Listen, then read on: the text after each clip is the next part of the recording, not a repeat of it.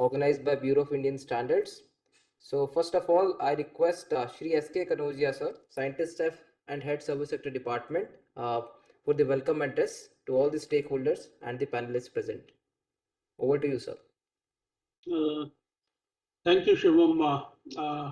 First of all, good afternoon to all of you.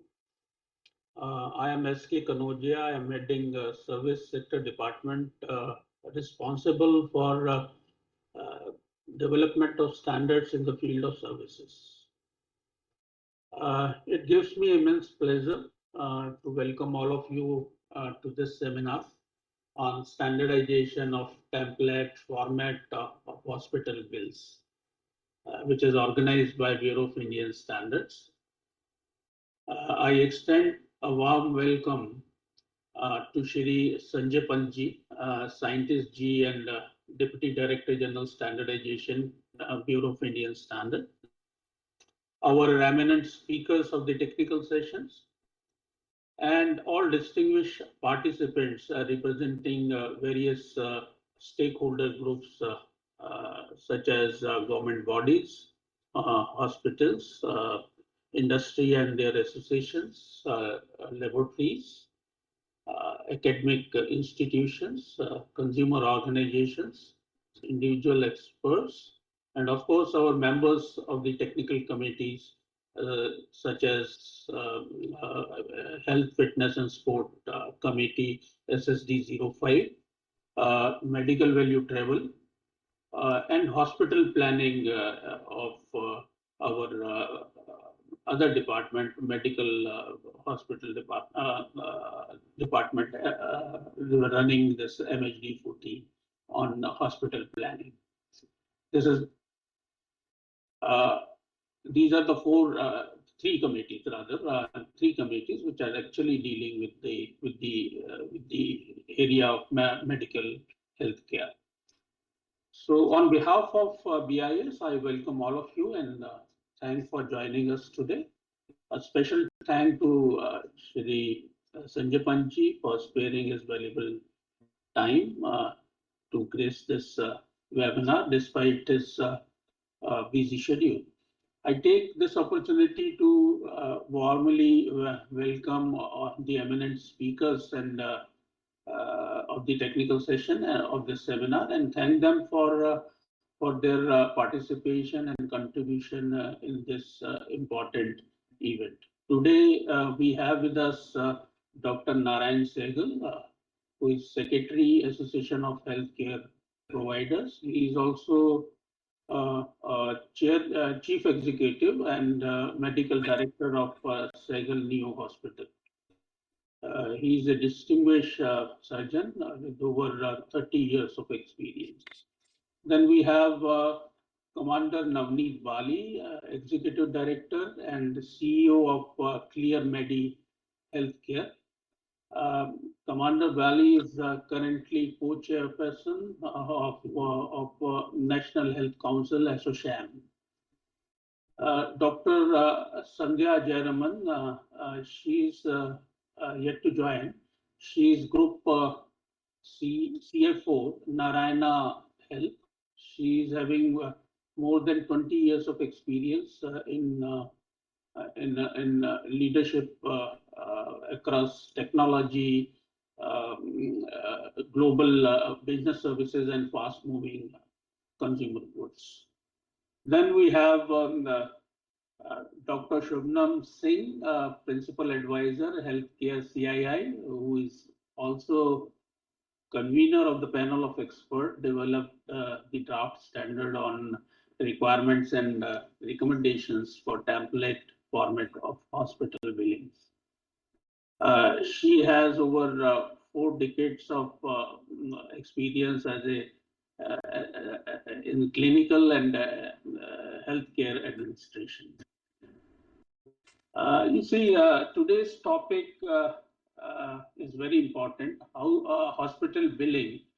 This is a complex process that involves, multiple stakeholders such as patient, healthcare providers, insurance companies, and third-party administrator also. So it is a challenge to ensure accuracy, transparency, and fairness in billing in healthcare ecosystem. One of the primary challenges of the hospital billing is lack of clear itemization of bill information. We have seen that the patient often find it difficult to understand the charges related to the medical procedures, consumables, and diagnostics, which many a times lead to confusion as well as mistrust. So we have also seen the instances such as overcharging of services, use of high-priced consumables, or inclusion of non-medical items in bill. That is also very common and which leads to billing disputes. So here comes the role of standardization. So standardization of hospital billing format can play a very crucial role in ensuring transparency, fairness, and efficiency within healthcare ecosystem. So by adopting a uniform billing practices and standardized codes, we can achieve transparency and efficiency and also the trust among all the stakeholders to great extent.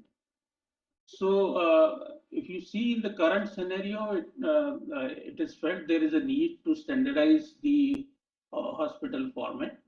So, BIS took the initiative, and BIS Sectional Committee on Health, Fitness and Sports, SSD 05, has prepared a draft standard on requirement and recommendations for template format for hospital bills. So this draft standard is already under wide circulation for public comment. So this standard actually addressed the key aspects relevant to billing, such as the details of healthcare organization, their name, their contact number, email ID, PAN, etc., etc. And then the important thing is that registration, hospital registration details should also be there. Then a unique identifier for bill that is also covered in the standard, bill number and date and time of issue of bill, patient details like name, age, address, contact details, emergency number, date of admission, date of discharge, etc. An important part that is covered in the standard is a summary of charges. What the hospital bill shall cover. The room charges, like commonly the heads are room charges, consultation fee, procedures, surgery charges, investigation charges, pharmacy, medicines, medical consumables, and other miscellaneous charges like ambulance charges, etc. Then comes the itemization of charges. This is very, very important, which is really creating a confusion and mistrust among the patient and other stakeholders also.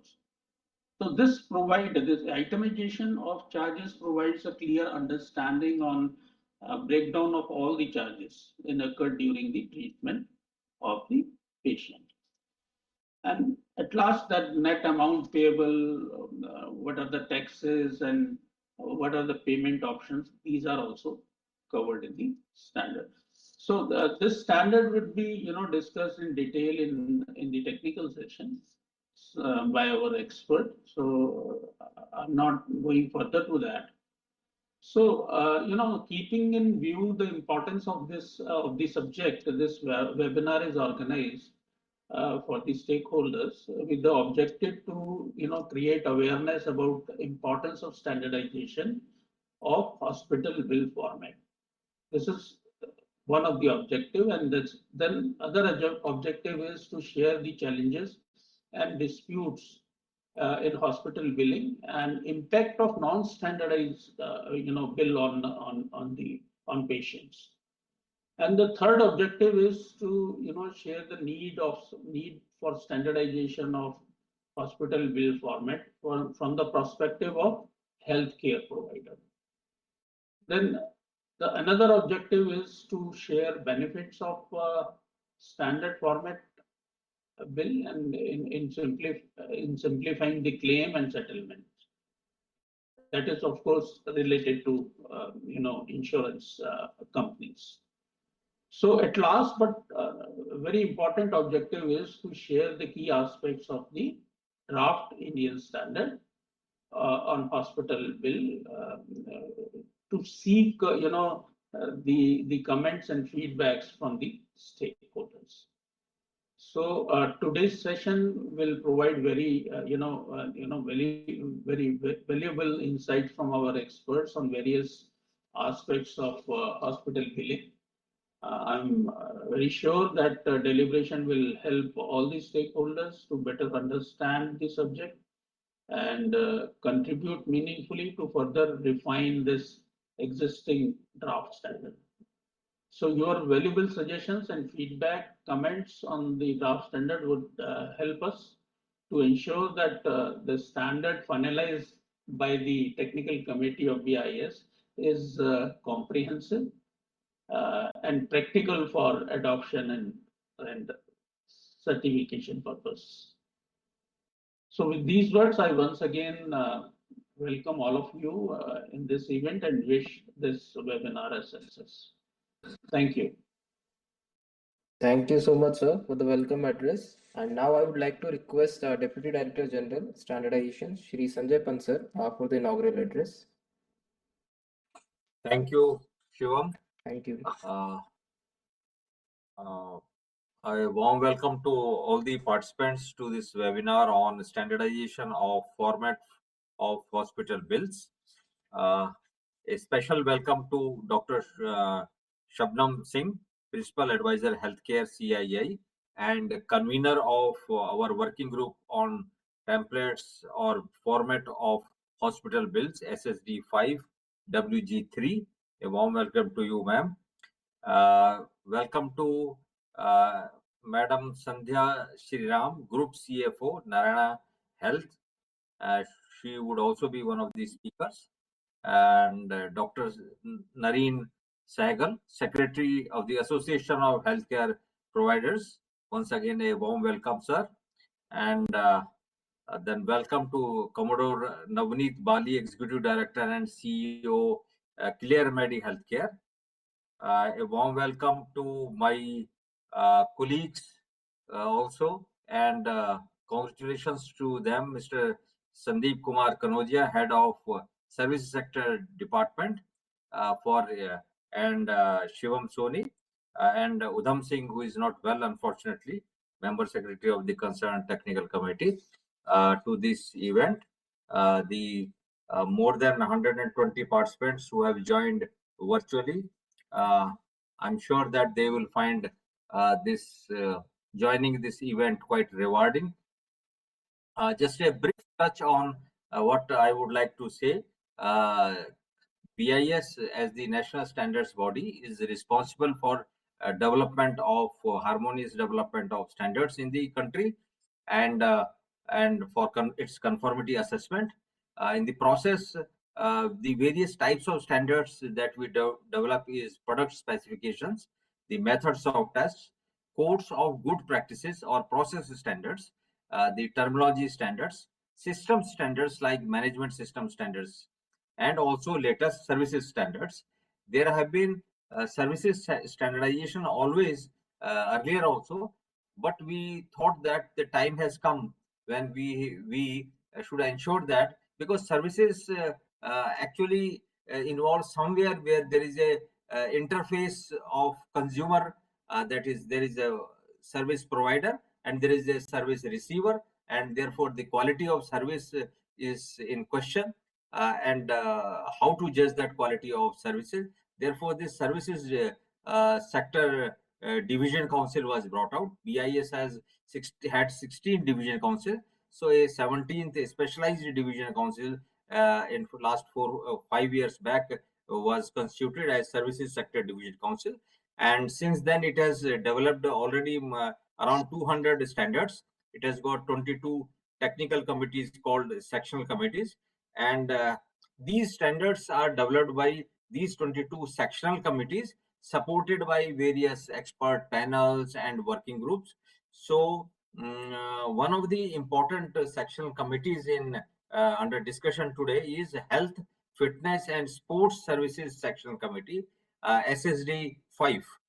This Under this Health, Fitness and Sports Services Sectional Committee, we are attempting standardization. Already some standards have already been developed on administration and management of sports and fitness institutes, recreational facilities, gymnasiums, yoga centers, club facilities, sports bodies, and services offered by practitioners such as gym or club instructors, personal and group exercise instructors, sports trainers, and yoga instructors, and nutrition courses also. Because these are various services being provided in the country where certain outcomes have been claimed, certain quality of services has been claimed, but cannot be verified unless there is a laid down procedure.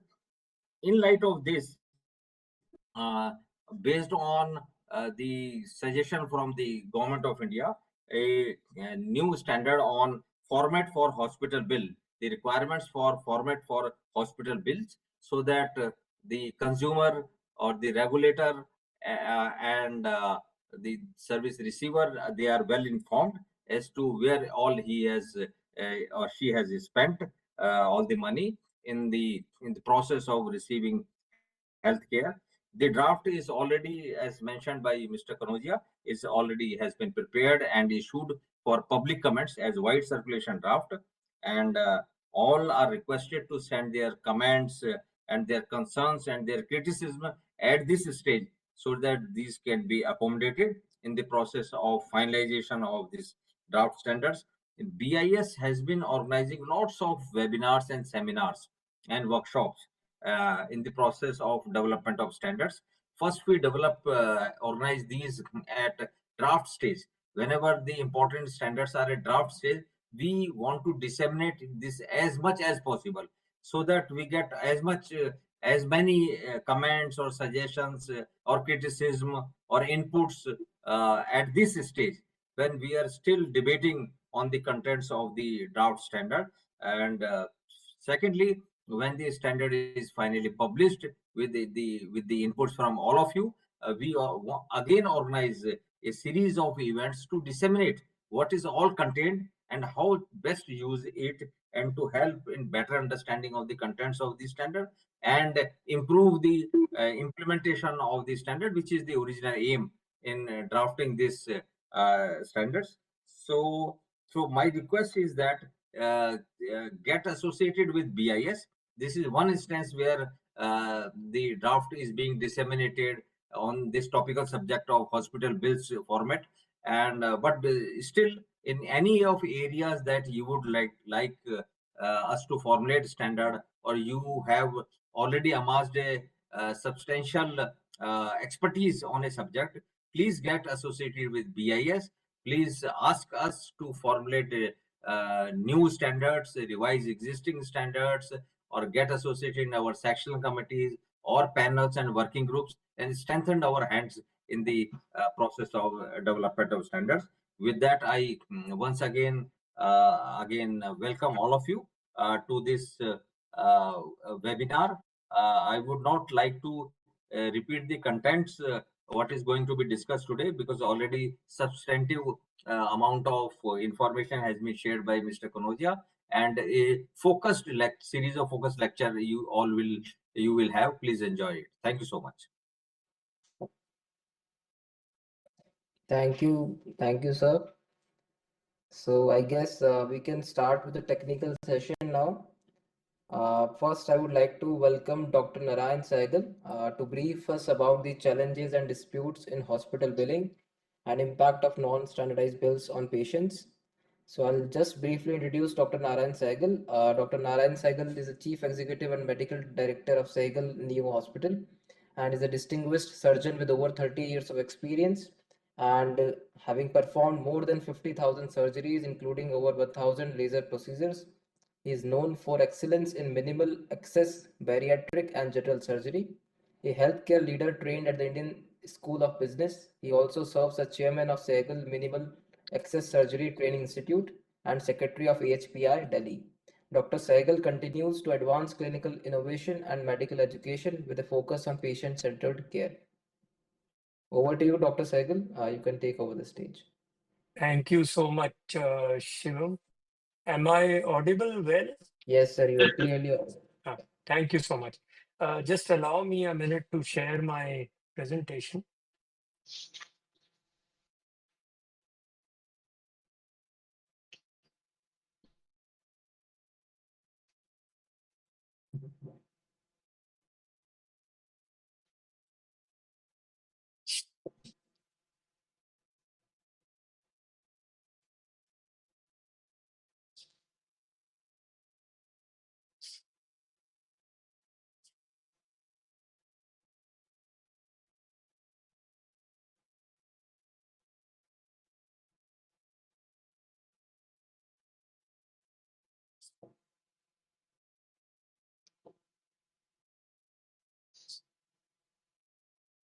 Right.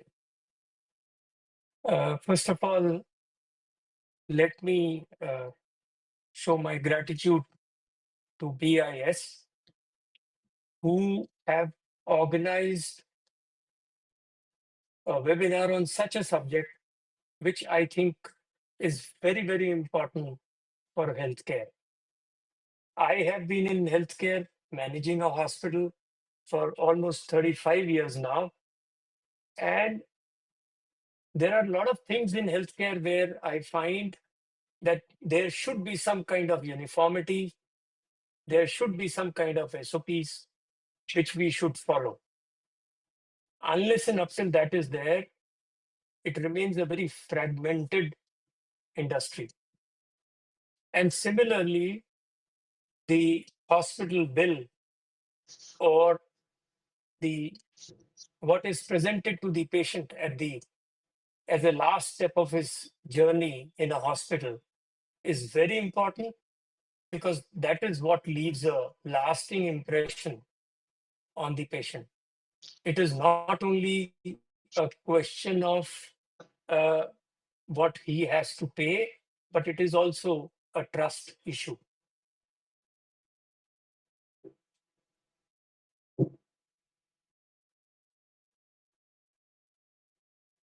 Let us see what is the current billing landscape. We have in India hospitals or nursing homes ranging from maybe 2 beds to more than 2,000 beds. And everybody would be giving a different kind of care and a different level of care. The billing system is very fragmented, as I said, and heterogeneous, because no standard format is there. They don't know exactly how to bill, so they will use any format, use ask for any element, and that's how a bill is presented to the patient. And this bill, let me tell you, may not be same to two similar patients who suffer from a same kind of disease and who have received the same treatment. Incidentally, this is prevalent, and that is what makes us vulnerable in the sense that because of such instances, the trust is lost. Each hospital, because of their design, size, and the kind of treatment they are offering, they use a different format. There is no standard terminology or structure. I will give you one example.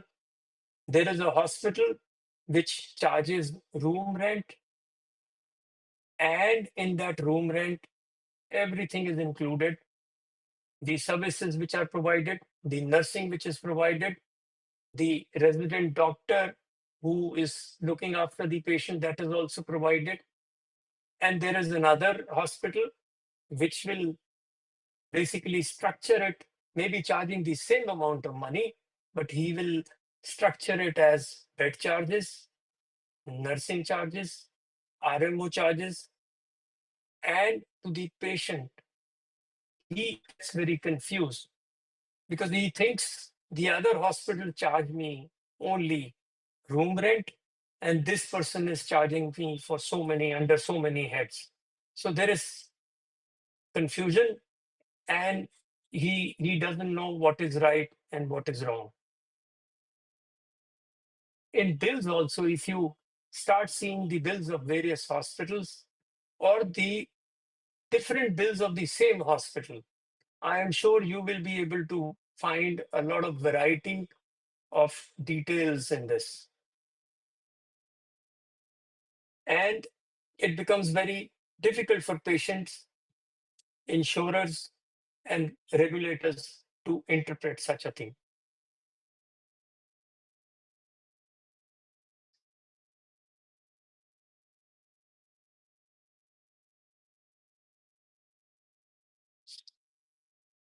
Now, this was the landscape.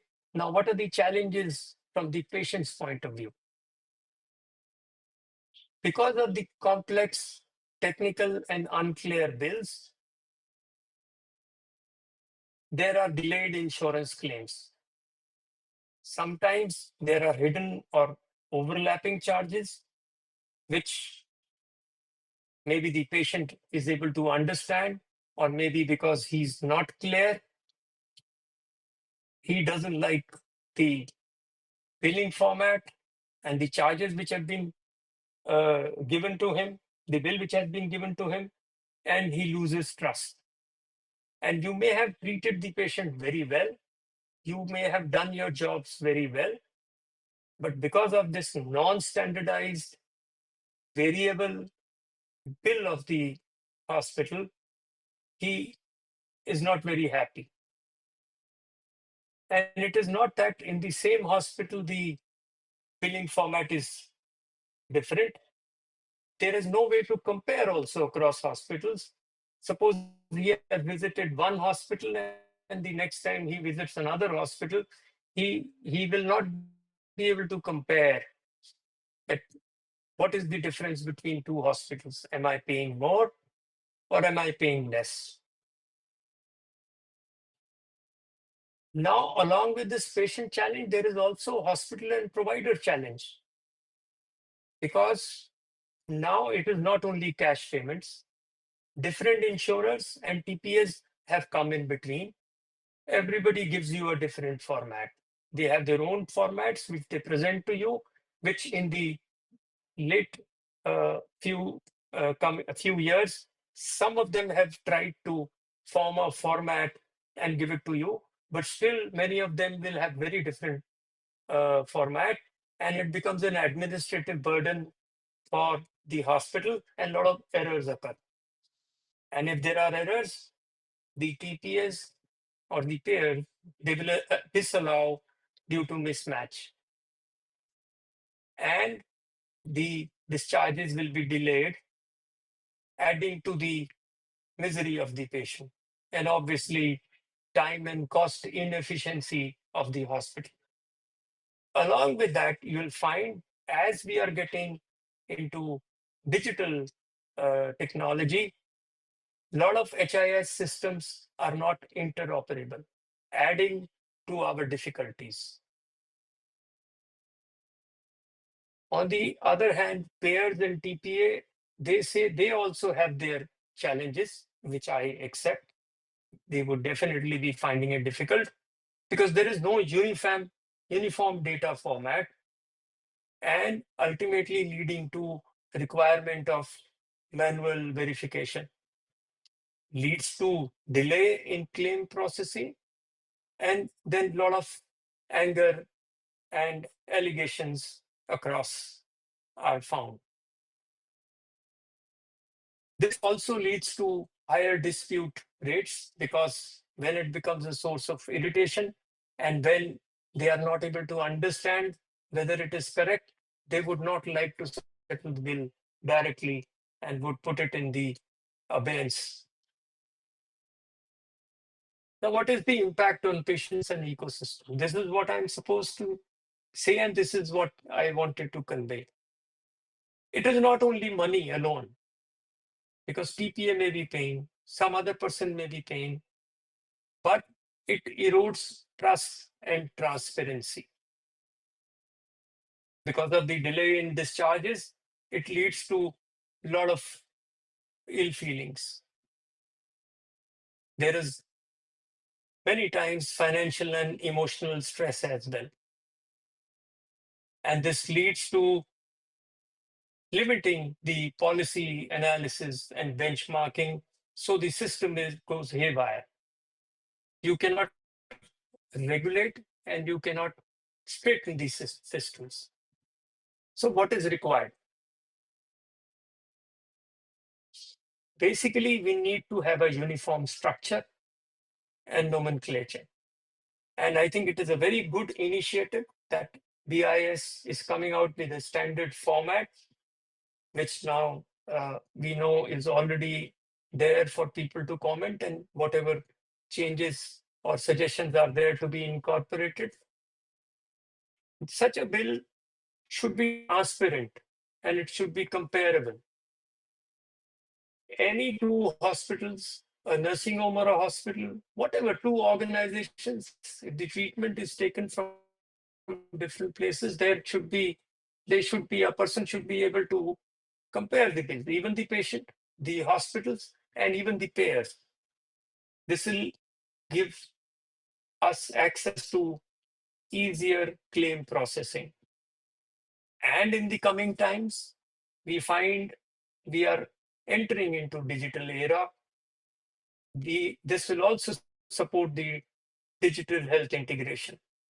And the biggest thing is it will build the patient trust, because somewhere, definitely, despite giving the best treatment, the best technology, really taking care of the patient, taking care of quality and safety, but this one issue of a bill which is not understood by the patient, and sometimes it is not on the same platform, it creates a lot of mistrust. So what is the way forward? I think what is required is pilot testing across all hospital types, starting from small nursing homes to mid-sized hospitals and big institutions. And along with that, because there is a lot of variability in the sense, now there are single specialty hospitals, super specialty hospitals, the the care available, the technology available, the infrastructure is variable. We will have to pilot test with the help of all these stakeholders to really see if it is working well. And along with that, we'll also have to align with the hospital information system vendors and national health claim exchange platforms. I think in the coming times, uh, uh, it is being suggested to us, and a lot of work is going in that, is that NHA, who has taken this initiative along with ABDM to create this digital platform for seamless paperless health insurance claim processing. It will really help us. It will automate a lot of things. It will standardize a lot of things, and it will reduce our administrative burden because automation will take place. Along with that, next step, what I would suggest should be staff training and awareness, because unless and until the providers are trained who have to present the bill, it will create a lot of confusion. This can be done along with a very strong feedback loop for refinement, because I am sure any new thing which is introduced will have some problems, some challenges, and feedback loop would be able to help us with that. And also, it needs support and collaboration of all these stakeholders, BIS, AHPI, insurers, TPS, and patients also.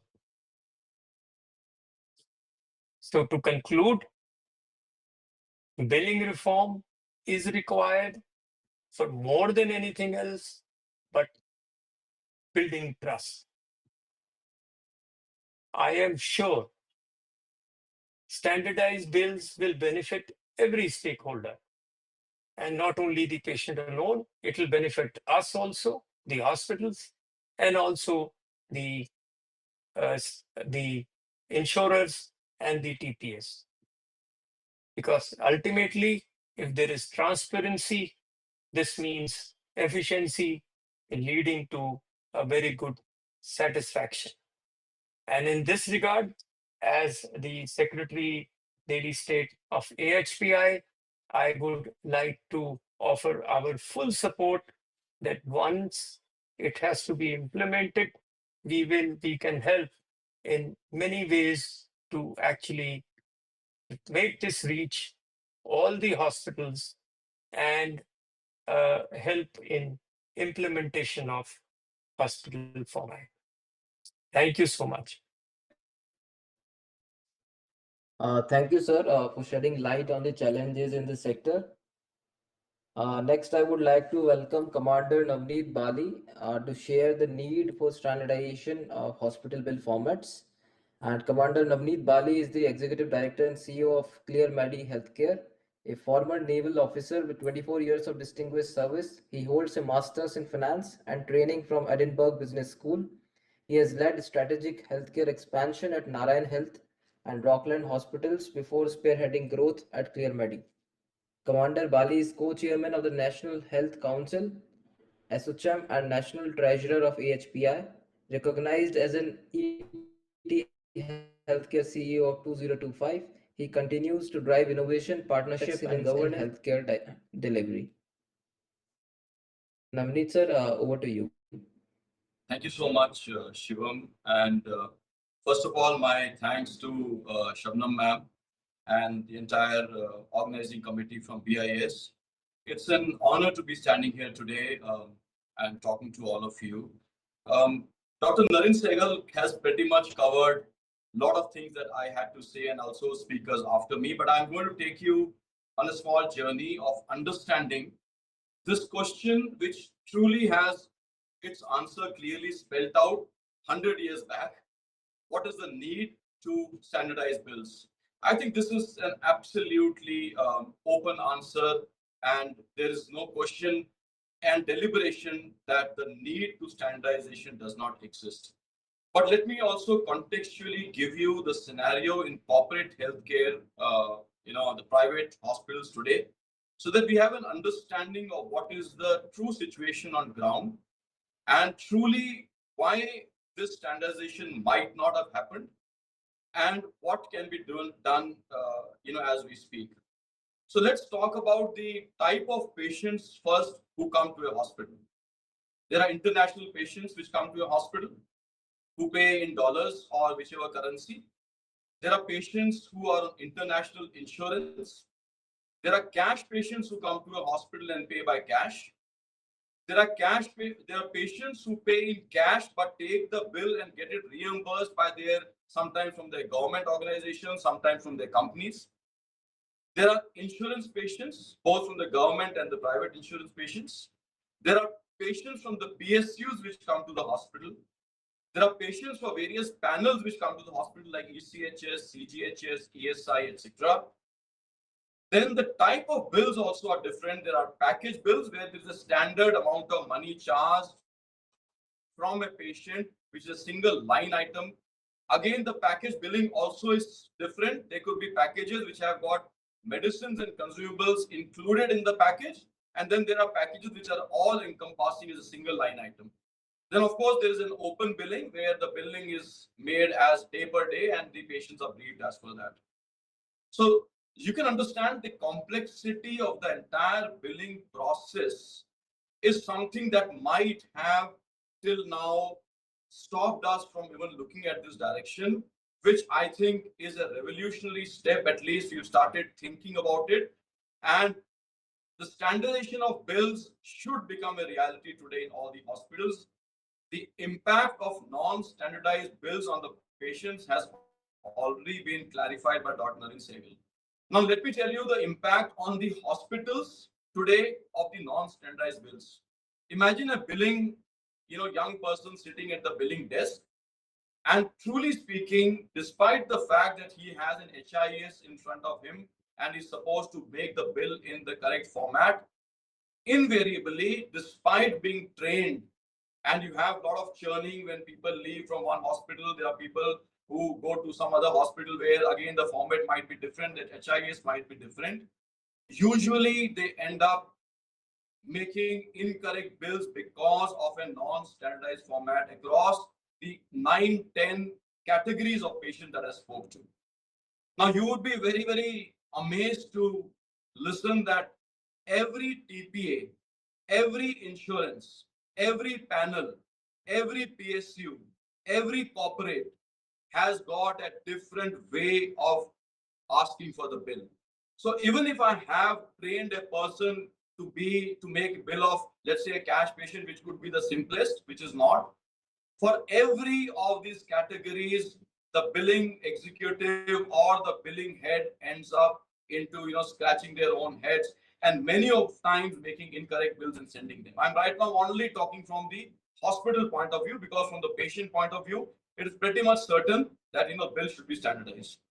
Now imagine these bills which are to be submitted in a particular format in different sections of categories that I've spoken to, then go for their respective approvals, and many times huge amount of deductions are made because of the reason. One of the reason could be the bills are not standardized and the bill has been made incorrectly.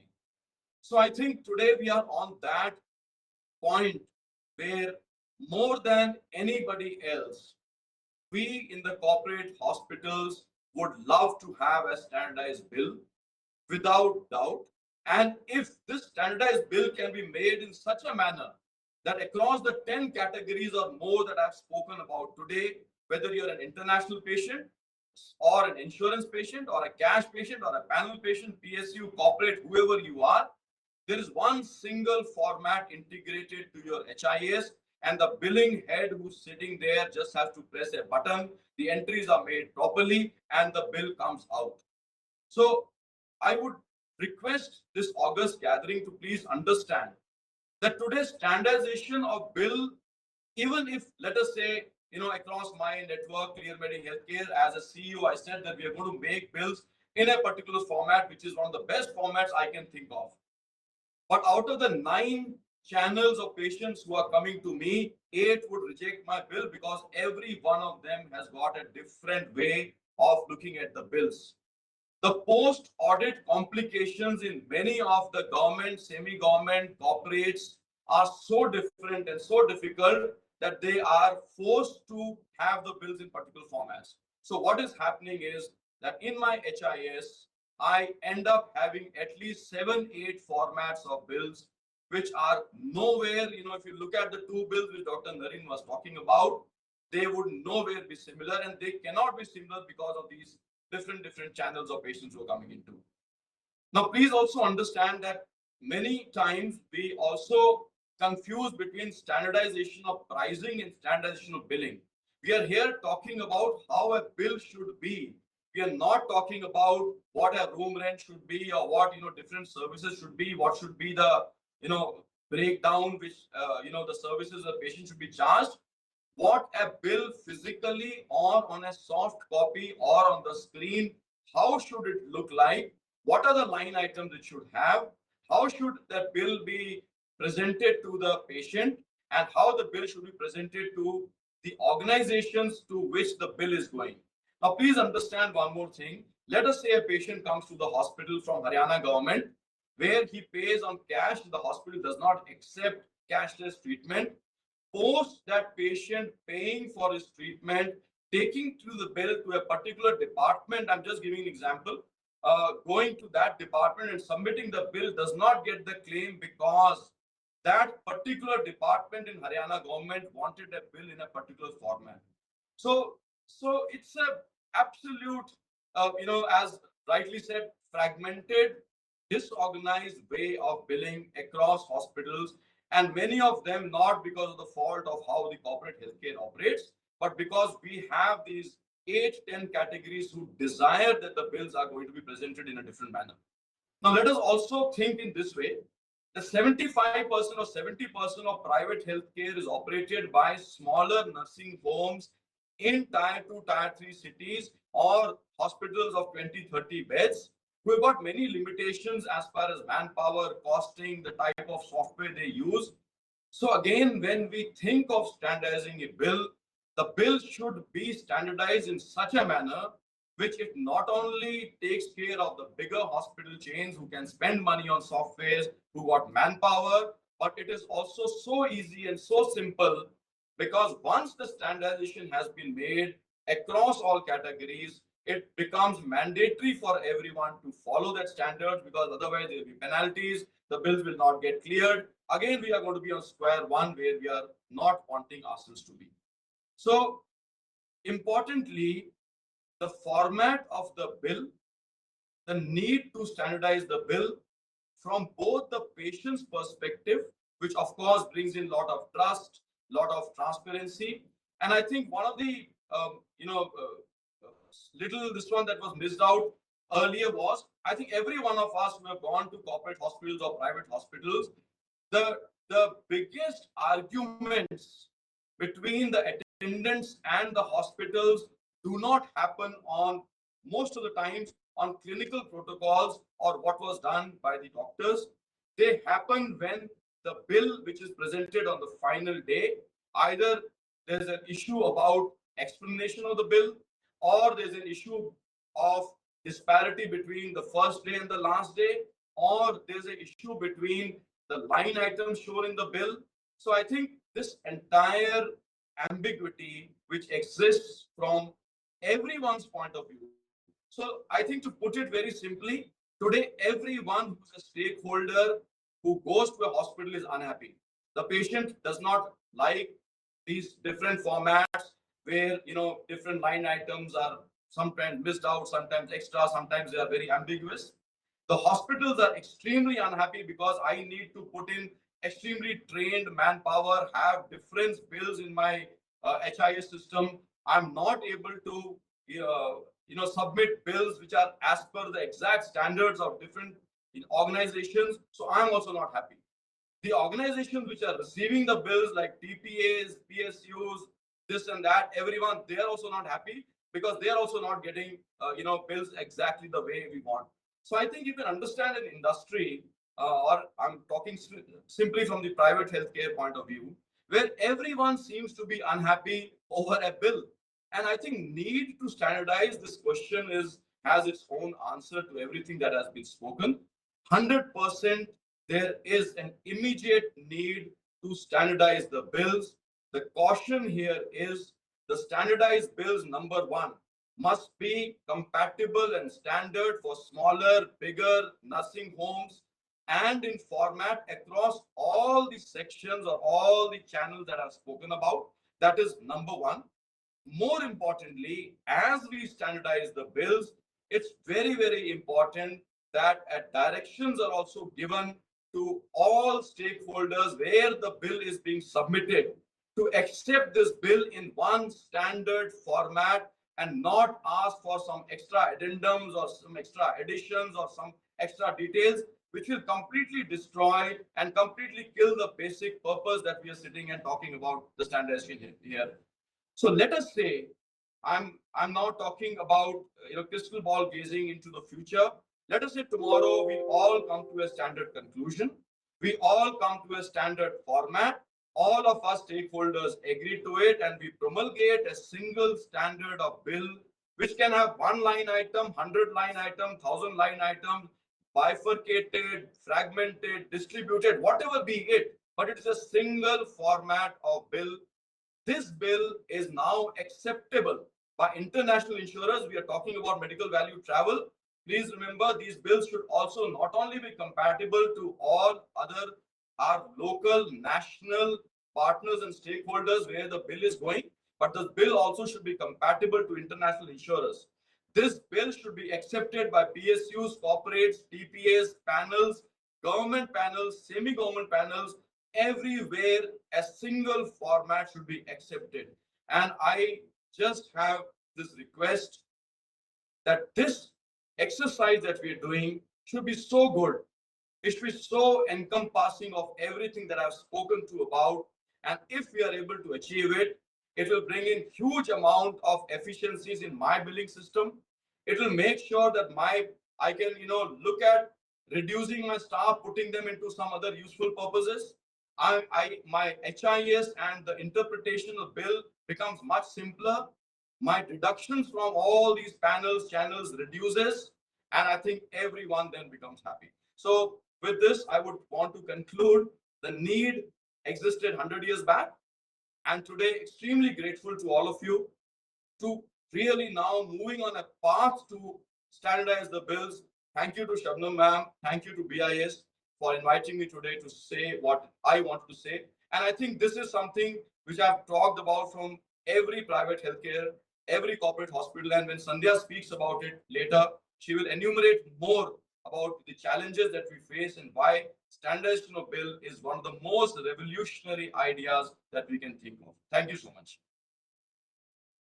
Thank you so much, sir, for sharing your insightful thoughts on the need for standardization. And I think we can move to the next speaker for the session. I would like to welcome Ms. Sandhya Sriram to share the benefits of standards bills in simplifying claims and settlements. Ms. Sandhya is the Group CFO of Narayan Health with over 20 years of leadership experience across FMCG, technology, and global business services. A chartered accountant and All India rank holder, she has previously held key roles at Unilever and Wipro. At Narayan Health, she drives financial strategy, digital transformation, and ESG initiatives. Recognized among top 100 global CFOs and top 10 women CFOs in India, she is a strong advocate for technology enabled finance and responsible leadership. She also mentors future leaders as guest faculty at IIMS and other premier institutions. Sandhya ma'am, you can take over the session now. Sure. Thank you. Thank you so much. Is my screen visible? Yeah, we can see your Okay. screen. Okay. Firstly, a big thank you to BIS for inviting me here and giving me this opportunity. And I'm really grateful to my speakers before and my just preeminent speaker, Commander Bali, on how beautifully he articulated the need for standardization and how it is a revolutionary drive. So my role is typical of finance, which is like CEOs like Commander Bali take that initiative and implement, and I can track the benefits and say whether it is working or not. So the topic that has been given to me is benefits from standardization of hospital bills. So I'm going to take a slight more deep dive on how we go about this, because the how is what then gives us the benefits. The benefits have been reasonably spoken about by all the speakers before me, and I'm sure speakers after me will speak about it also. I think both the speakers before me spoke very eloquently about how transparency and not having a standardized system has made claiming insurance more painful than the ailment itself for which patients come to visit us. And it's not just that patients are impacted, hospitals are impacted, insurance is impacted, even people like boards, investors, and regulators are impacted because they feel that they're not getting the right perspective on the business and comfort on the compliance. So, with that background, this was also spoken by both the speakers on can it even be done? Because there are so many challenges when we look at this. Um, Commander Bali spoke about inconsistent formats and said so beautifully he articulated different types of formats that we use. There are package disparities. There is also the worry of fraud abuse. There is sometimes regulatory ambiguity. So I'm not wanting to go through each of them. But the only point I want to make here is that the problem is real. So this is really my slide on which I wanted to talk about what are the enablers, and then from there I do want to go to what are the benefits, which is what I have been asked to speak about. So the first part is the data and the document format. We need to come up with a uniform digital claim format, and uh, I don't think this is something that need to be invented from the scratch. There is already a lot of work done by NHA, IRDA. A lot of the claim formats and checklists have been automated. The challenge with these formats is that they don't seamlessly speak to the hospital systems. The hospital data infrastructure is not aligned in a way that they can fill these formats digitally, which means when I'm actually rendering the service, is the way I'm recording the service uh, able to fill the format automatically. Today, it is not there for most of the hospitals. And when the formats have to be filled up and submitted, the checklist with which people have to fill them up, etc., it's also manual and so much subject to interpretation that in reality it is almost like an Excel sheet submission. And in fact, most of the hospitals maintain a lot of the submissions in Excel sheets only. So really the starting point for us here is that if we can create a more robust, integrated. I have a comment that my slides are not moving. I am on the slide called key benefit, key enablers. Are you able to see that slide? No, ma'am, we No, are still Sandhya, stuck it's on not the first moving. slide. You're still on the first slide, actually. Yes. Okay, let me try to share again.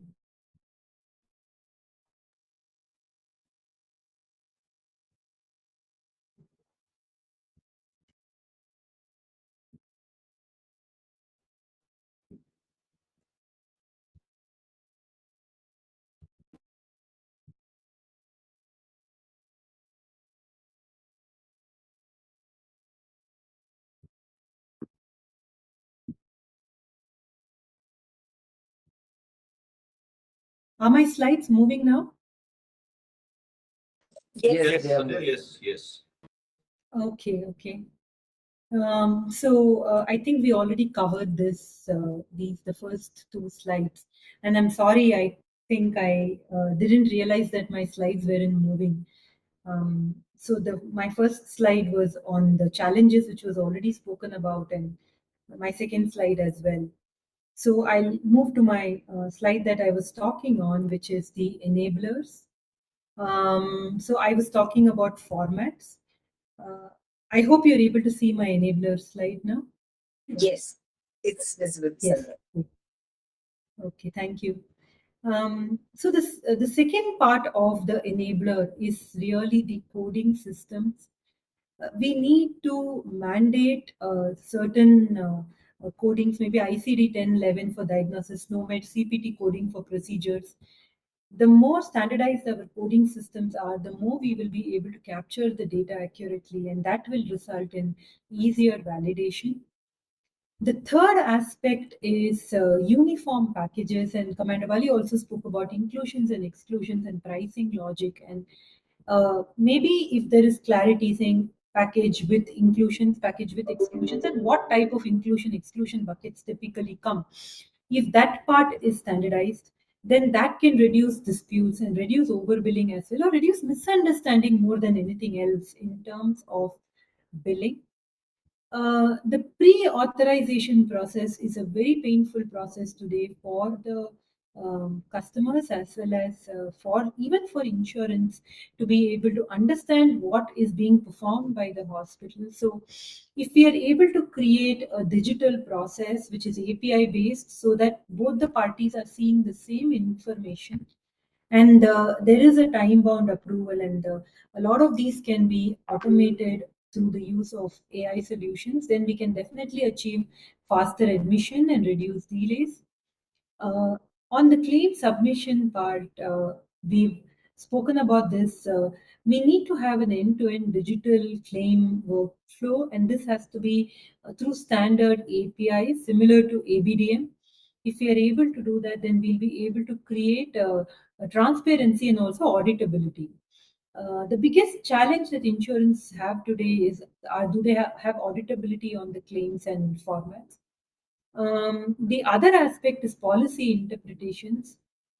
Again, standard rule engines. We need to have consistent adjudication that comes. So, if we have standard policy interpretations, once we have a standardized billing format, and then we are clear that there will be standardized interpretation. See, no matter how well you standardize, it is practically we are going to have at least a minimum of a few thousand types of codes at the minimum, despite whatever standardization that comes in the billing format. So, which means that unless we have a proper interpretation and rule saying, okay, this particular ailment can go to this code or this billing format, and therefore it will get this policy will apply. So, for this code, this policy will apply. And unless that flow is understood to both parties transparently, we will always have inability to implement. We can definitely link quality matrices to the claim processing standards, because if we are able to build quality and trust in the process, and therefore we are able to link to accreditations or have certain quality matrices based on past performance, that can also help improve the standardization. The other aspect, because most of the time we only focus on the bills per se. Now, bills are one aspect. At least 5 to 10% of the bills that is being processed today go into a query. Something in the bill is not understood by the recipient of the bill, and therefore they are raising a query saying, I don't understand this, or why have you raised this, or why have you claimed this? And it can be insurance, it can even be patients who are paying cash. And when they receive a bill which is running into 10 pages, they don't really understand what is in that bill and why they are paying for what. So when we have a standard process by which people can query against a bill, so which means that if I want to understand, say, bed charges, we have a standard template saying this is typically what is comprised in a bed charge. So when I am raising also, I know this is considered in a bed charge, and when I'm asking also, I know. And when, say, let's insurance is asking a query, they are clear that, okay, if it's bed charges, these are the 3 types of queries that get asked. So I say query code 1, and this is why I'm asking this. Then it's possible to automate and create more elegant solutions to solve for the queries. Of course, the last thing is the ability to integrate with digital health ecosystems. We should have interoperability. That is what helps us get to a effective, efficient solution.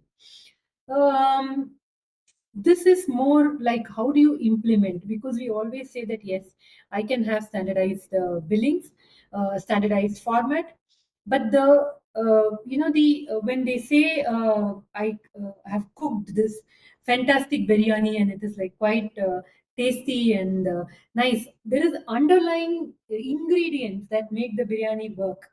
So these are the ingredients, and this is nothing to do with billing standardization.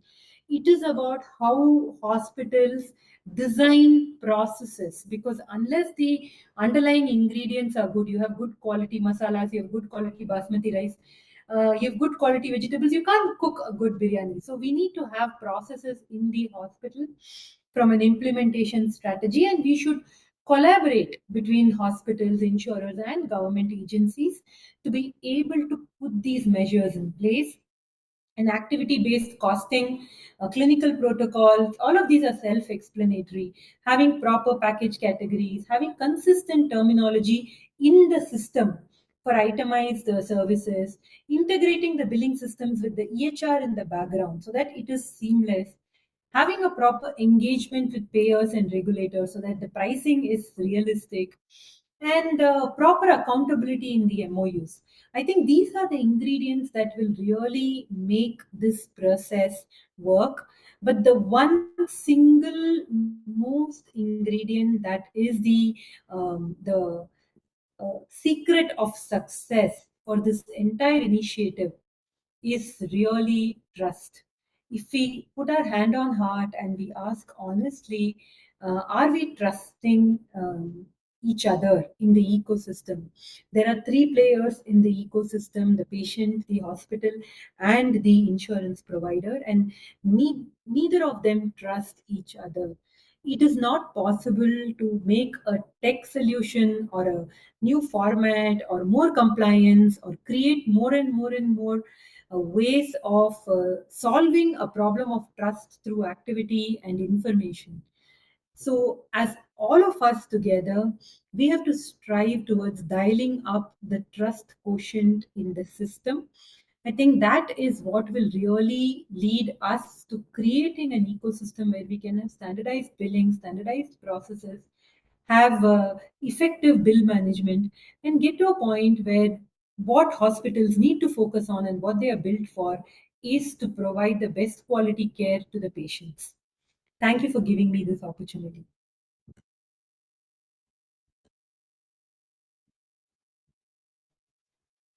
Thank you so much, ma'am.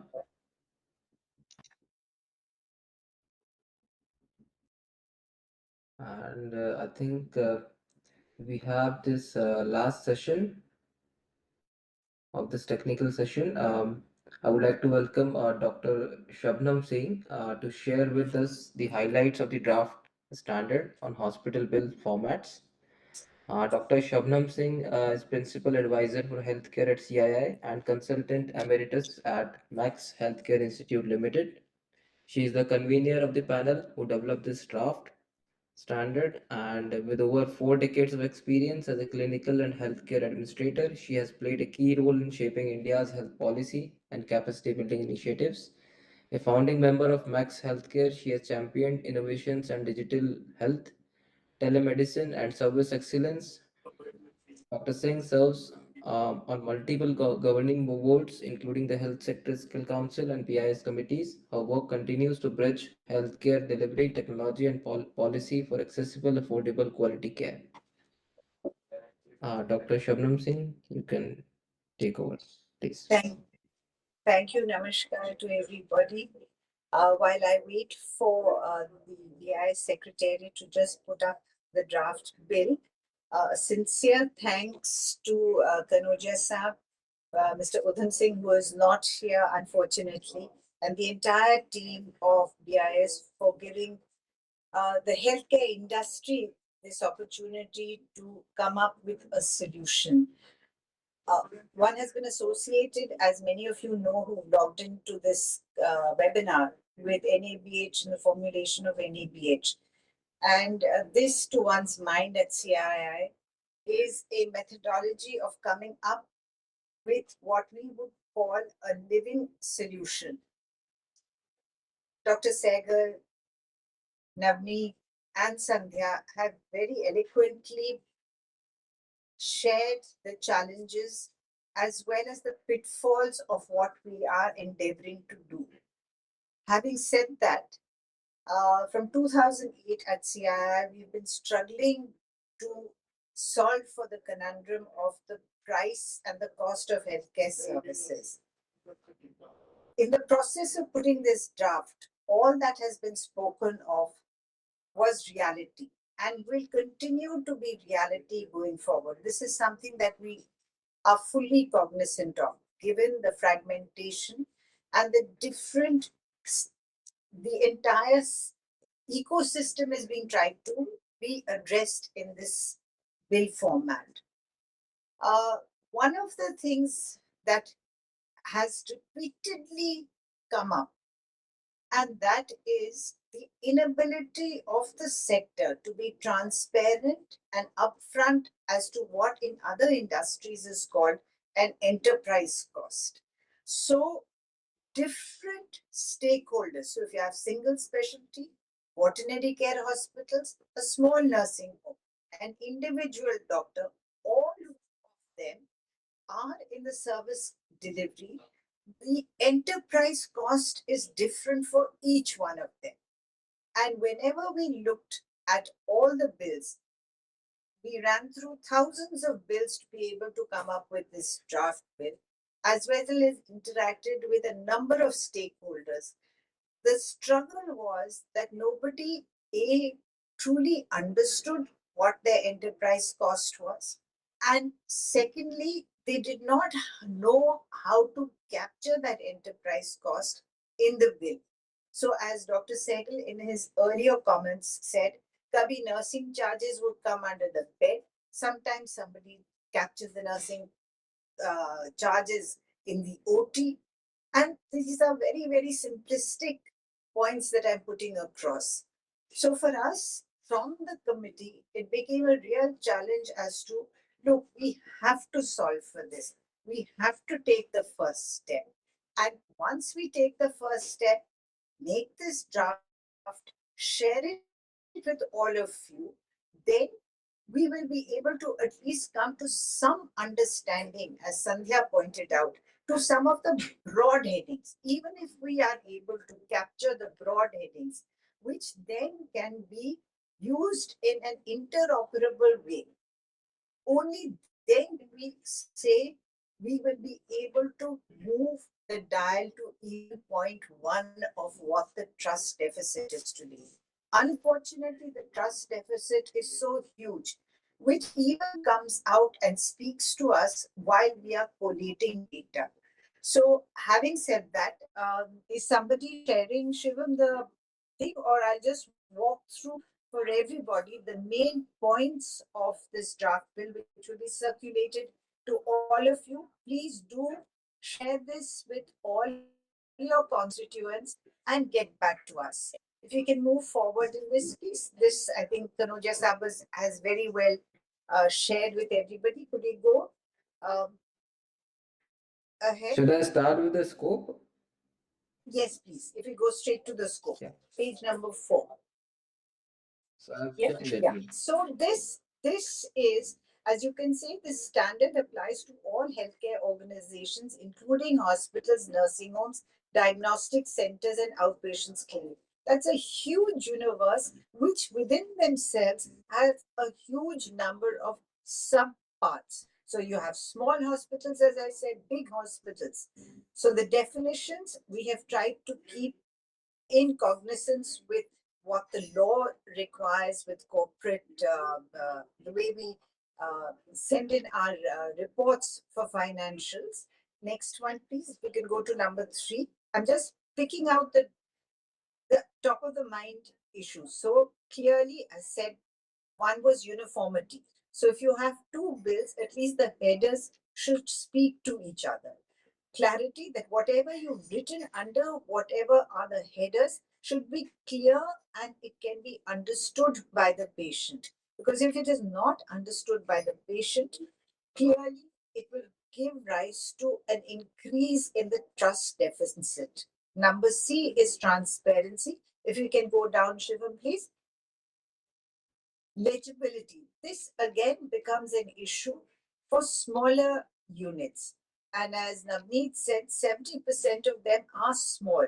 Given the kind of pressures that we have, people at that level find it very hard to find a dedicated person to manage this. So typically, you will have multitasking of human resource, which really does not understand what they need to fill in. And when they don't fill it in right, not only does it not speak to the digital world, it does not speak to either the person who is receiving the bill, who then goes back disgruntled. Compliance. Compliance becomes another big issue, and instead of it being a push factor, it becomes a pull factor not to fill in half the headers. This also becomes a huge issue. So we've tried to keep it extremely simple. If we can go into the elements, please, we can just go down this. These are very standard things, right? Registration, different states have different ways of registering. Accreditation, and Sandhya pointed out, quality must come into the dialogue of a bill. People expect quality but do not understand there is a hidden cost. So when I was referring to an enterprise cost, the enterprise cost would absorb the accreditation cost which in the case of international patients at least goes into crores which are spent by a hospital to get the accreditation and change their systems around. So this definitely needed a placeholder.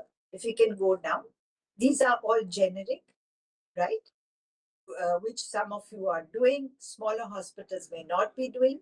So the main headers that we have put, the itemization, the room charges, consultation procedure, investigation, pharmacy, medical consumables, package charges, and miscellaneous charges. We wanted to further delve down into miscellaneous charges and have as minimal miscellaneous charges, but we will lean towards everybody who's got into the webinar to help us to define these miscellaneous charges. So the intent will be to have as minimal things as miscellaneous charges, and they should all actually come into the A to G. It should go such that everybody has a standardized way of being able to fill it in.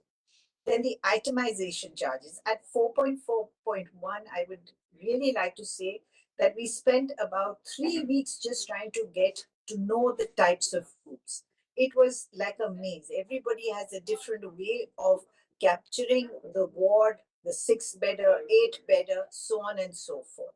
Similarly, the challenge in the consultation charges, if you move down further, if you can go down, Shiva. So in all of these are the headers. What we need help from you all is how can we further go deep down into each one of them to not bring about a whole host of pieces, which then should be actually captured in the itemized bill. But at least here, if we have missed out in any of the headers, please tell us what they are and how we should capture them. Again, this is an area 4.4.6, which creates so much of issues. One of the things that were put back to us was, how can you ask us how many syringes, what is the quantity, what is the price? But people who deal with CGHS and various other insurers know this is one of the asks of it, and thereby a simple bill becomes 100-pager. If you can go down further, nursing charges, as I said, finds itself in different forms. Somebody puts it in a bed charge, somebody puts it somewhere else, and thereby the conversation around, do we need to have a place for an enterprise cost? And in the process of transparency, the interpretation of the enterprise cost is defined, that the enterprise cost contains 1, 2, 3, 4, 5, 6. And thereby, whenever you have a conversation with an insurer or a patient who says, what is this enterprise cost? This means it covers X, Y, Z. That is what we are trying to aim and seek your guidance as well as inputs of it. So this is exactly very standard. What is the insurance and the issuance of the final bill? The formatting, if you could just run through this, if you move forward, these are standard things to make sure that it is legible and it is understood by people. We have Annexure A and Annexure B, where your help, your guidance is really required to tell us about the line items that are out there. So this is the broad outline of it. Shivam, if you can just run through this, please. Yeah, if you can go down, it'll just give a feel of what all comes in the annexures. Much more has to be put into it. And as Navneet said, different types of payment systems are there. If you move forward, it's just to give you all a flavor of what is there, which will be sent to you. Please feel free to put in your comments in track mode. BIS will send it out to everybody, and we look forward to your comments. Yeah, Lastly, we'll take the comments in the next session. Yes. So you can And put then your comments on the chat box, and then we'll take it up in that session. Yeah, and then Shivam, we'll I request you to please scroll this itemized billing section. Last one, yes. Yeah. Yes. Slowly, yeah. Yeah, so in all these itemized sections, much more work has to come in from here. We have to be very, very cognizant of the fact that where it is large hospitals as well as mid-sized hospitals, thanks to ABDM and Ayushman Bharat, people have started moving in the form of being able to put in things. But for the 70% of the larger population, this does not exist. So we have to make it such that it is user friendly. At least let's start somewhere and then start moving forward. The other thing I'd like to show, if you can move down, Shiva, if you can move down, please, in this. Yeah, just go down. Just go down. These are, if we stop here, these are all very, very top of the line kind of headers.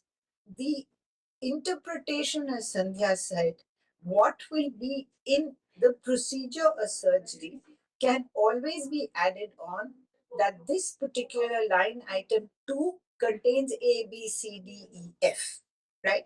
And as far as possible, what we would like to do is that A, B, C, D, E, F should be spelled out in the interpretation, because at the end of the day, if we don't start spelling out this, we will not capture it to her point of activity based costing.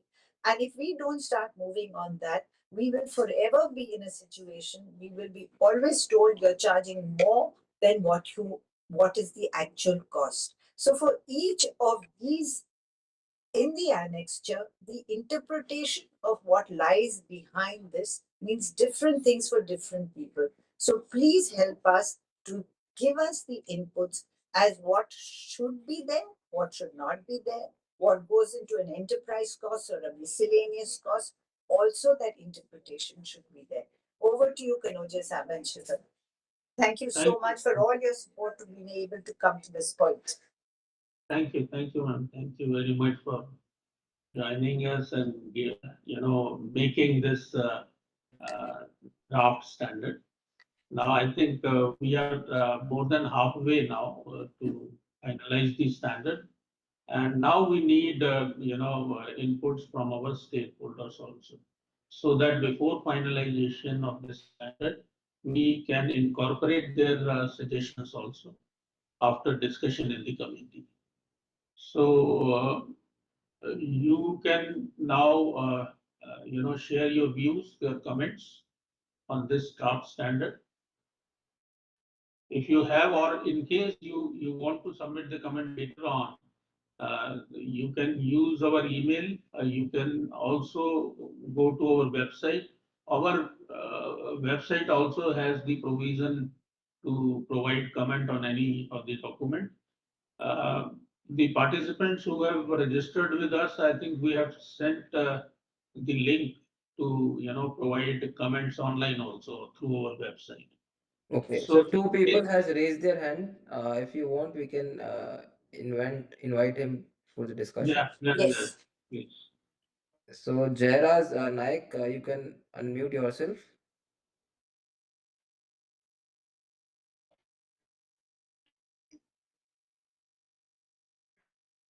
Yes, Mr. Nayak,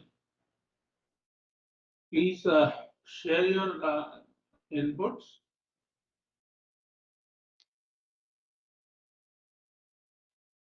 Jairaj Naik, you can unmute yourself and speak.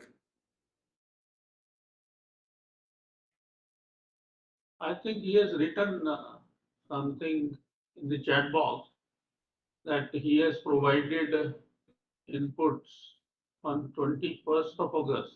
Hello, am I audible? Yes, you are audible, sir. Yeah, please. Namaskar, I am Dr. Jairaj Naik. I am Principal Director in Controller CIDG office. Basically, we had received these comments through the domain other day, and we had gone through the details. And we had also offered the comments, like certain experiences which we had were unique ones. Like to give an example, in one of the places, like ghost billing is a big problem. Sometimes it happens. Like patient ID you have put it, but it should be linked with some Aadhaar or some unique ID, so that ghost billing doesn't happen. The typical case which I would like to share is in ECHS. It is a case study. I'm not quoting the details of the patients due to whatever the reasons that need to be kept into the as a part of the ethics. But one of the beneficiary in the insurance scheme had put in his wife's name some other person as the patient, and the patient died. Death certificate was issued, and nobody knew it. Unfortunately, after the incidents happened, the patient, the beneficiary, insurance beneficiary passed away, and his wife came for claiming the pension. But as per the medical history, the patient is died because long back, like the claims have been taken place. I mean, while a patient was admitted, but in reality, patient was live. So this kind of ghost billing will happen. So that needs to be taken care of. That's very important aspect. I mean, there are more pages of the benefits that we have given. Plus other package charges and standardizations are required. There is totally around 16 pages comment that I have offered. 16 pages comments that I have offered. So this mail was sent to BIS on 21st August for this thing, and we are next door neighbor building only. So absolutely we have no worries. Anytime invited, we can come and contribute. Incidentally, I am a medical graduate also from Bangalore Medical College, and even my wife is also has joined Dr. Indira Nayak. She is a gynecologist, so we are going through the things. And one of my cousins who is heading he is director Chitradurga Institute of Medical Sciences, Government Medical College. He is also part of the team. So it's complete medical doctors community that we have discussed, and there are certain anomalies which we have noted. And there are several Supreme Court judgments also which are there with respect to billings, which also were suggested in my draft letter. Kindly can be gone through. If need be, again I will send it across, and if need be, I can come to you also for discussions, and we can whatever best can be done in the interest of the standards. We are ready to be with you. Thank you so much. Okay. Dr. Shabnam, have we discussed those comments? I think in one of our meetings, Udham Singh had pointed out, but we will revisit it and we can ask Dr. Naik to come in on a webinar and we can work it out. Okay.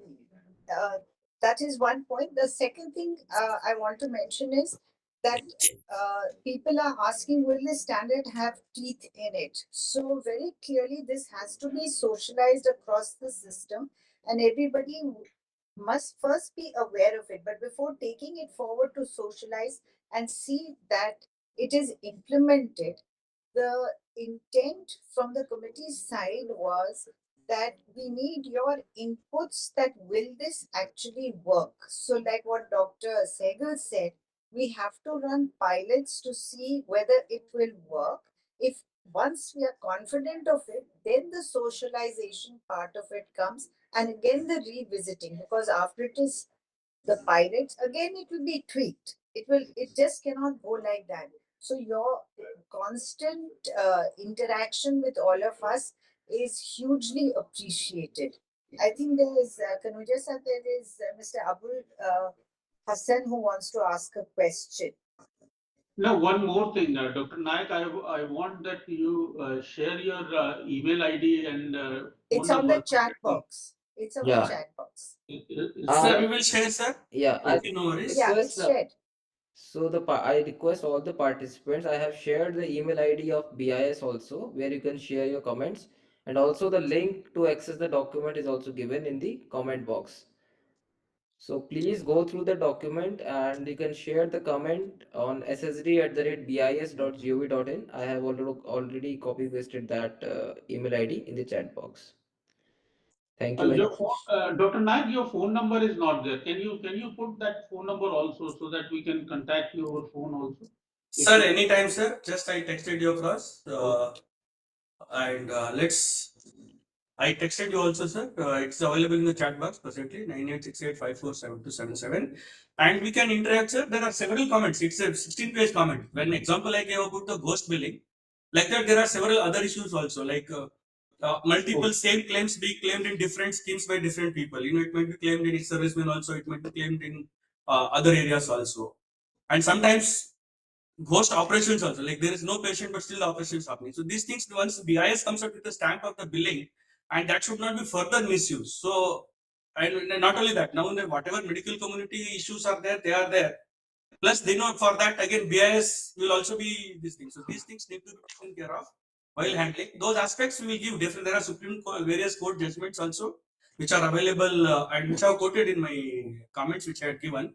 And other things we will come and discuss, sir. It may take time, long time, because here it may not be Dr. right for Naik, to if I discuss. may, Dr. Naik, Please, if I ma'am. may come in, you're based upon what you had given, the UHID ID has been placed there.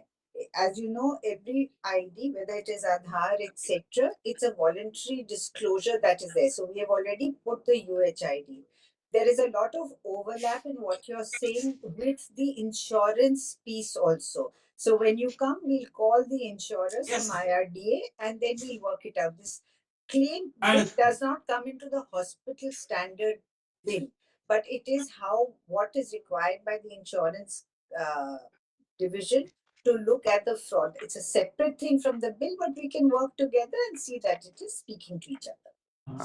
And Dr. Nayak, I'm very thankful to you. You have read the standard and provided 60 comments. Really, it is very appreciable. And of course, in the next meeting, when your comments would be discussed, we will invite you in that panel or working group meeting. Yeah, Mr. Kanojia, can I speak, Mr. Kanojia? Yes, Mr. Yeah, I'm Dr. Singh from Hyderabad. I'm the president-elect for Telangana Nursing Home Association. I have just got it today itself and registered. It's a wonderful piece of work which you people are doing, and I listened to Dr. Shabnam Singh's this thing also talk. What I feel is I would request you to involve Telangana Nursing Home Association and other associations also, because we have been fighting and we have made a lot of this thing formats for the billing, scientific costing of the billing, and everything which Dr. Shabnam has just shown. So I'm sure we can definitely standardize the format as well as the billing, because everybody charges differently for different things. So there can be a tier 1, tier 2, and tier 3 pattern, which can be divided as per the cities and the areas which they are practicing. So we have done all that groundwork. And next time, whenever there is any opportunity, I'm sure we can just pitch in, and then, because we are already in touch with GIC and IRDA and the insurance TPS and all companies and all. For the past almost, we have found the uh, hospital, this thing also all over India. So I'm sure we can make a lot of work in this, and then make an impact on that and have a standard thing, so that people should not have a bad impression about the billing and other things as well. So, Thank you. Dr. Singh, I request you to please, first of all, you please provide the comments on the draft standard. What type of changes you suggest should be done in the draft document, so Yeah, that we can take it up in the next meeting of the panel. definitely. Please provide comment and give your contact details also. So draft is coming on the email or the WhatsApp. It's on the website, Doc, Yeah. and you can just, if you can type in fact, my request would be, I'm really heartened to see that all the hard work of popularizing this webinar has worked through the associations, because otherwise typically people don't come on board and it is left to everybody to make their own conjecture. So if you can all kindly send in your email IDs and phone numbers, as Mr. Kanodia has said, to the BIS email which as Shivam has put, it will be highly appreciated. And most certainly, whenever we have these committee meetings, we will have a much wider participation. Now that you all know about this, please popularize, socialize this with other people, so everybody's comments can be taken in as soon as possible. Yeah, Because definitely. you are representing an association, so you should have one meeting within association after Yes. examining this document, and then consolidated comments should be sent to BIS for discussion. Definitely. And then we will have it in our executive meeting and general body meeting. And Also. you can access this document. We have provided the link in the chat box. Sure. I'll do that. Access that document, and that is also available on a BIS website. Okay, sure. Use that link, just copy that link and keep it with you. Go through that document and provide your comments. We will definitely invite you for discussion whenever meeting is planned. Sure. Good afternoon, sir. Good afternoon. Please. Sir, I would like to bring your attention to a particular point of room rent. Sir, So some can you hospitals. please introduce yourself first? Introduce yourself. Sir, I'm Dr. Akash Maheshwari from Sir Gangaram Hospital, sir, New Delhi. Okay. Sir, some hospitals charge room rent on the basis of billing cycles. Sir, it can be from 10 to 10, 12 to 12, 11 to 11. Some even charge from 7 to 7. So, sir, how it should be standardized? Like, if the patient is being admitted before starting of the billing cycle and after completion of the billing cycle for half day, full day, how it should be standardized for whole of the hospitals? So, can there be a process in that? So those actually come into the interpretations. That's exactly what I was saying. We've given you the headers. So this will be one of the points that the billing cycle for a room rent day is from such and such time. These are the comments we want from. Okay, sure, ma'am. We will reply. Hello, I'm Dr. Ravi Kumar from Indian Medical Association, Hospital Board of India. Ma'am, Dr. Satnam, this is a very good initiative, and ma'am, actually, she knows that we have done an extensive study on hospital costing, and we have a very good template which will work on each and every factor of the hospital. They can even find out how much they have to charge as a room rent. Our template is such a big template which we have shared with the Costing Accountants Association also, and this was done by a costing accountant along with us. And I think I have shared this with Dr. Shabnam before she. That's costing, Dr. Ravi. At Yes, the moment. yeah. Understood what I am saying. But what the work that you have done, rather we all have done together at IMA, that if you could help us to put the interpretations to the header to it, if you get my point. So yes, I understood. that costing thing, we can add it to the interpretation. So if this is the room rent, the interpretation of the room rent is XYZ. You see? Right. That will then make the connection between the cost. Yes. You see, costing cannot be included in this standard. It will differ, from hospital. Understood, sir. I understood, but the format of the billing format and each and every category which you have put forward that comes in, and our this standardization of the billing format is good, but the corporate hospitals, they have the methodology of scientifically working out the each factor's costing, whereas the small medium hospitals, they doesn't know how to work out their room rent itself. The room rent is a category which we have given it, but they are just like that empirically they will be just putting the room rent. That's all. So similarly, ICU charges, they do not know how to work out the ICU charge by itself. So this billing format linked with how to work out the cost for each and every healthcare center individually. If we can link that format, so that will be much useful for these hospitals to bring out. Otherwise, just empirically, they will just fill it up, all those things. There again, the transparency will be a question. I know that Dr. Ravi. Yes, sir.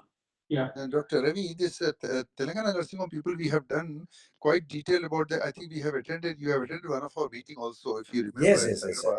And Dr. Ramesh from Warangal has done scientific costing in par with the rate of the land, cost of the building, cost of the equipment, cost of the manpower, annual maintenance. Yes, all of us, we have done that. So that is what I am telling, that link with the standard billing format, linked to how to work out that for each and every center. That will be we all should join hands and do it. Yes, we will do that, sir.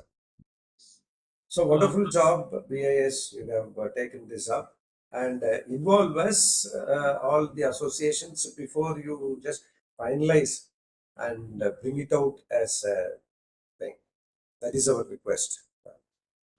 Sir, can I ask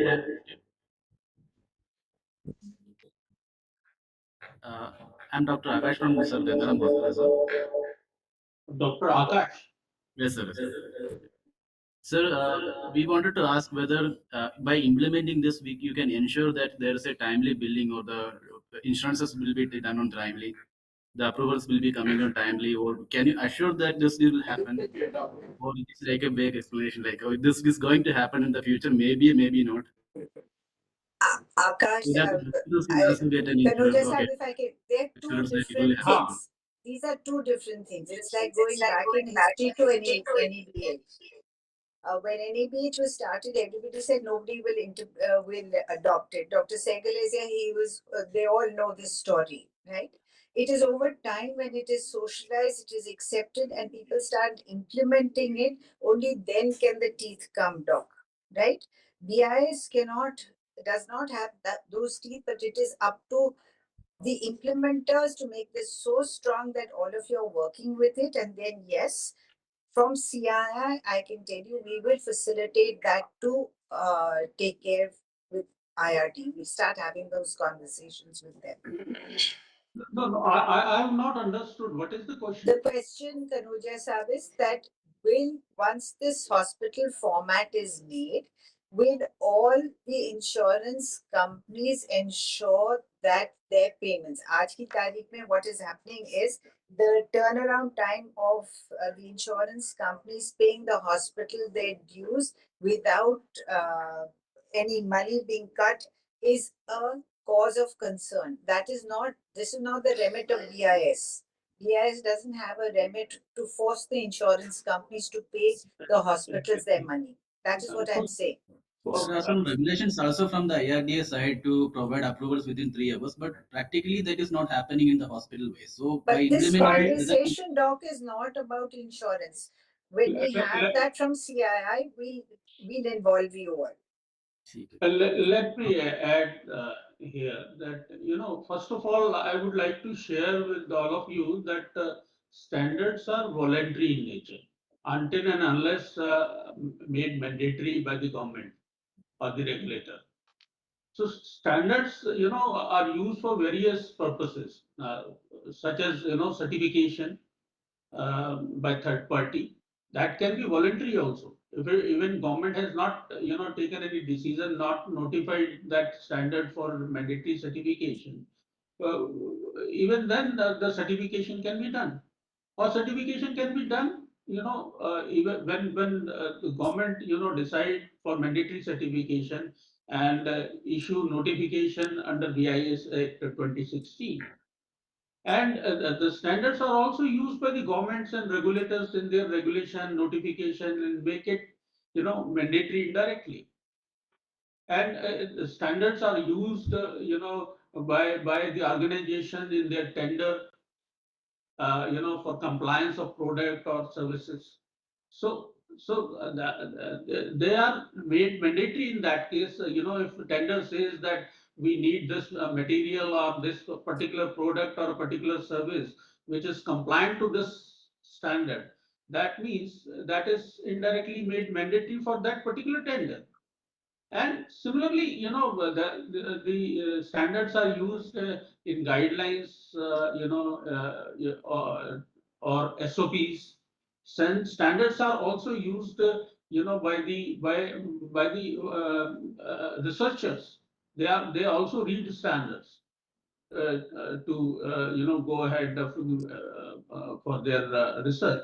Standards are also used for education purposes, like, in the civil engineering, number of our standards are being taught in their curriculum.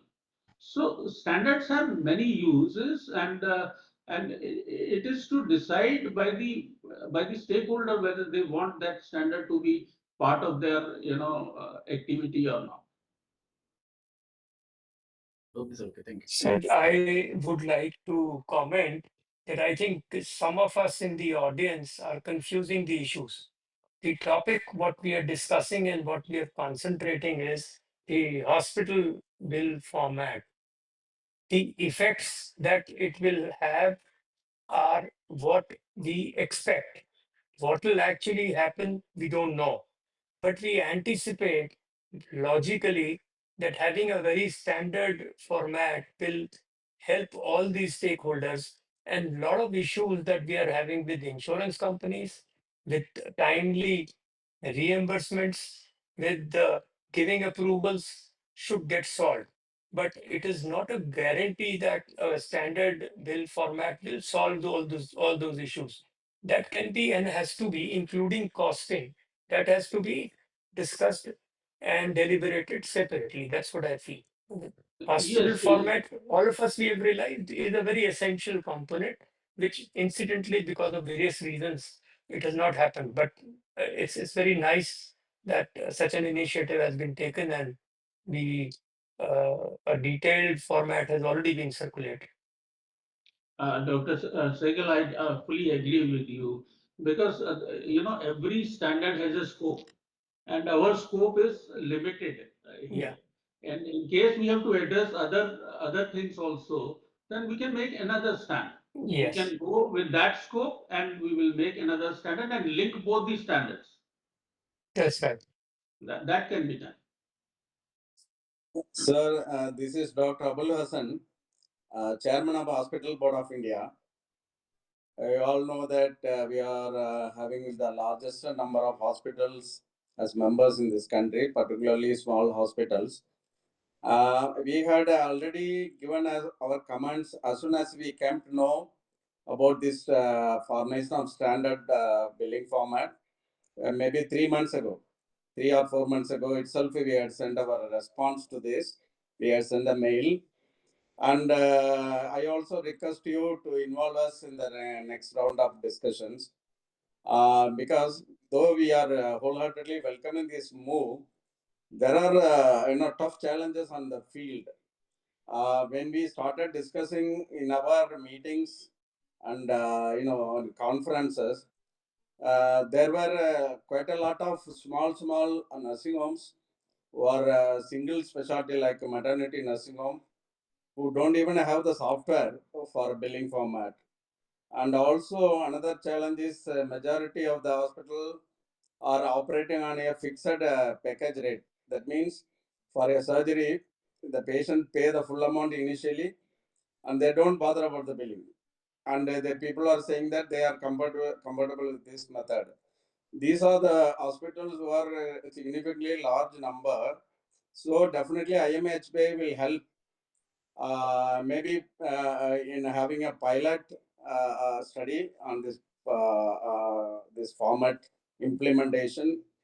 We will be definitely willing to help. And all the challenges what I mentioned can be overcome by education and also subsequent sensitization. So I request again to involve us in the next round of discussion. Definitely we will support this move and also contribute significantly for the implementation smoothly. Dr. Hassan, thank you very much for your feedback. I think BIS has the presence, across India, all part of India, and we are having branch offices in each state. So we would request our branch offices to hold a Manak Manthan. What we have taken an initiative of Manak Manthan, on published standards and standards which are to be published, not yet published, but draft standards have been prepared. So such type of initiative can help us, and you can locally participate. Our officer and our member secretary from the technical committee would be present in those Manak Manthan events. And apart from that, you can also send us the comments. We can discuss, and if it is required, we can call you also to attend the meeting. So just leave your contact details and provide comment first. If you provide comment, then only we can go ahead with your suggestions and discussions in case you are required to be present in the next meetings. And so next meeting, and to support your comment in that particular meeting of the panel, so that your suggestion can be incorporated in the draft standard before it is finalized. So it is very important that your suggestions are taken, discussed, and wherever relevant and accepted by the committee, those are incorporated in the draft standard. So provide your comments. The link is there.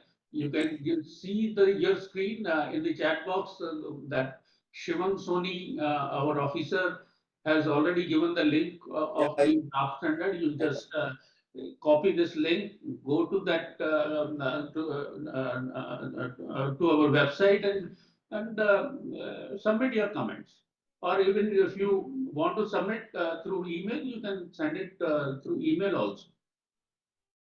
Sure, sir. We'll send you the mail, sir. Yeah. Thank you.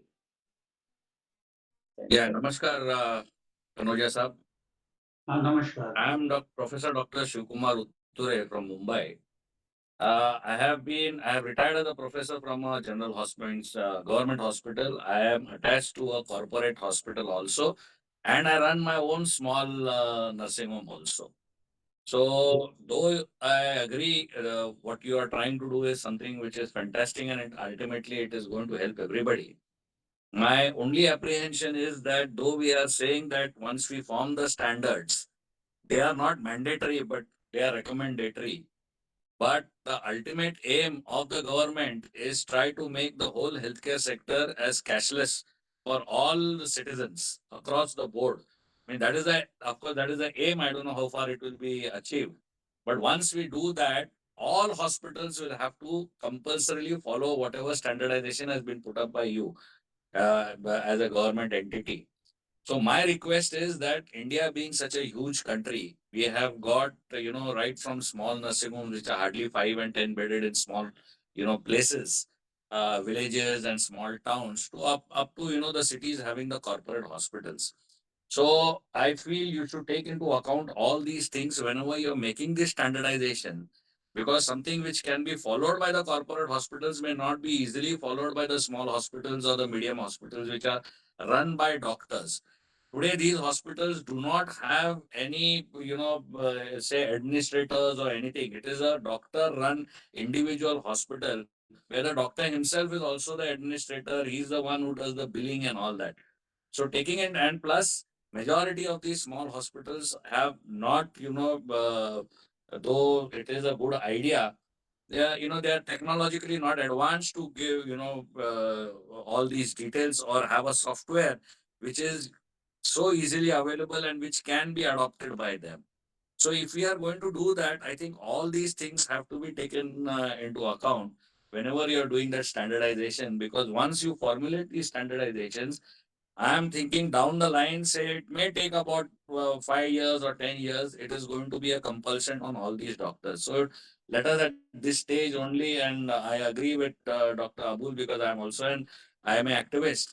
Dr. Abul Hassan, who has said that I think if you can take all of us along, whenever you are formulating all these, it will be a win-win situation where it will be accepted from your side also, and it will be accepted from the small nursing home sides also, this standardization, and instead of making it compulsion on them in the future. Thank you, sir. Thank you very much. Thank you very much for your feedback. Dr. Shivkumar, one thing I would like to share with you that we keep everything in mind when we are, developing any standard. So, if you say that, any standard, if you look at services standard, product standard, or a process standard, uh, it talks about the minimum requirement, keeping in mind that we have, the industry, small scale industry, tiny industry, large scale. We keep interest of everybody.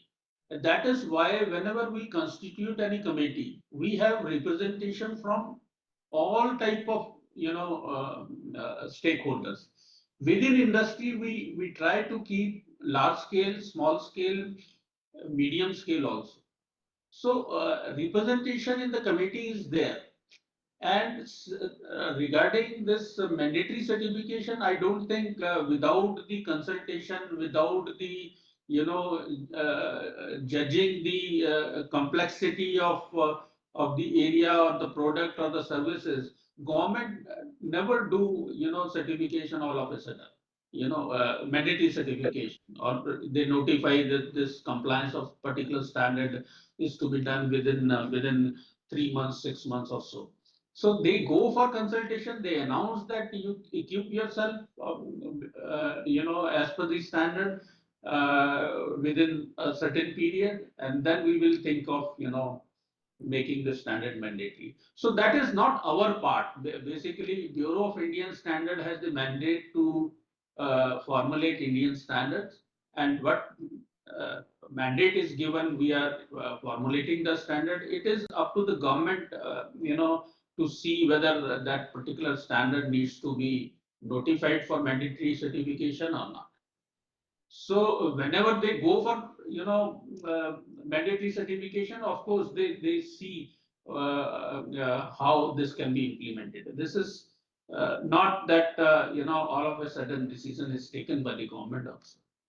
So just what is needed right now is the awareness among all the categories of nursing homes and hospital across the country.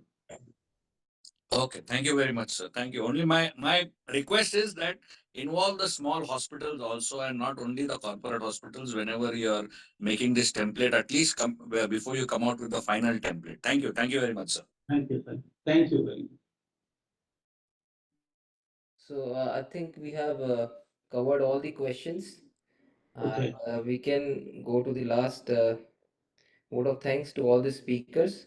So I extend my heartfelt gratitude to all our distinguished speakers for sharing their invaluable insights.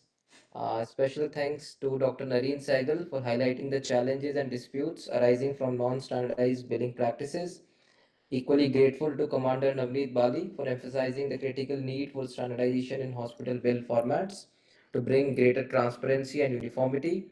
Our sincere thanks to Ms. Sandhya Sriram for elaborating on the benefits of standardized bills in simplifying claims and settlements, and to, of course, Dr. Shabnam Singh for her comprehensive presentation on the highlights of the draft Indian standard on hospital bills and formats.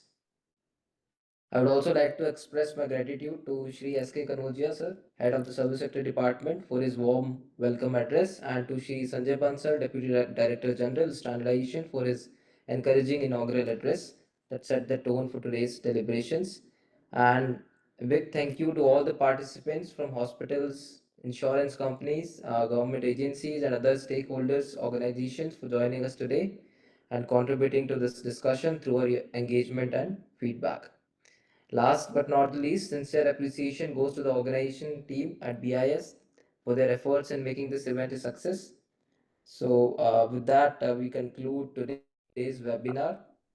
Thank you once again for your valuable time and participation. Before we leave, I request all the panelists to please put on your cameras so that we can take a picture of the screen. Everybody is there. I think we have two panelists right now of the technical session. Okay. Okay. I'm taking one picture. Okay.